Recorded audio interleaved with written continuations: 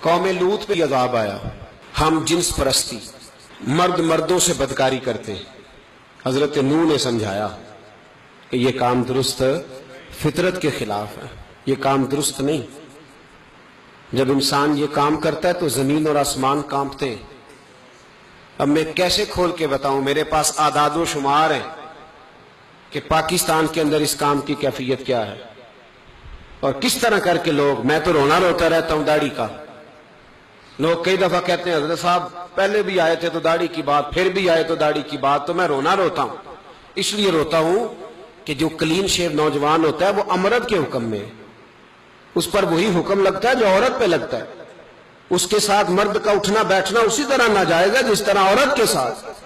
حضرت جنید بغدادی رحمت اللہ تعالیٰ علیہ کے سامنے ایک شخص نے کہا وہ کتنا خوبصورت نوجوان جا رہا ہے، تو آپ فرمانے لگے تو حافظ قرآن نہیں؟ کہا ہاں۔ فرمانے لگے جا اپنے حفظ کی خیر بنا۔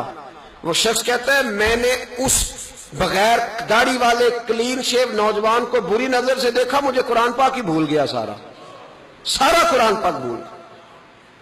اور کتنے سال میں دعائیں کرتا رہا، بیت اللہ کے طواف کرتا رہا، میں یاد بھی کرتا تو نہیں ہوتا۔ کیسے؟ اب تو ہمارا نعت کہاں بیوٹی پارلر سے ہو کے آتا ہے، ہم کسی اور کو کیا پیغام دیں؟ وہ پیغام، وہ نظام، وہ طریقہ کار جس کا حکم تھا شریعت میں، قوم لوط پر عذاب آیا۔ صحیح بیٹھتے ہوں گے بچے جو موٹر سائیکلوں پہ بیٹھتے ہیں، لیکن میں نے، یہ درد ہے، میں نے گجرانوالہ کی سڑکوں پہ بچوں کو، نوجوانوں کو جو تماشے کرتے سرے عام دیکھا ہے تو مجھے ڈر لگتا ہے۔ اور کوئی روکنے والا نہیں، شغل ہو رہا ہے، ہنس رہے ہیں، اور سامنے عورتیں بھی ہیں، سب ہو رہا ہے۔ کتنی تکلیف کی بات۔ حضرت نوح کی قوم یہ کام کرتی تھی، قرآن پاک نے بیان کیا ہے۔ حضرت نوح نے سمجھایا، فرمایا رب کریم نے تمہیں اپنی خواہش پوری کرنے کے لیے جائز طریقہ عطا فرمایا، عورتوں سے نکاح کرو، اور اس نکاح کی برکت سے جو اللہ تمہیں اولاد دے گا اس کو اللہ تبارک و تعالیٰ تمہارے لیے باعث بخشش بھی فرمائے گا۔ لیکن جب قوم نہ مانی تو جو قوم لوط کا عمل کرے اس کا علاج قرآن نے بیان فرمایا کہ آسمان سے پتھر برسیں گے، پھر پتھر برسے،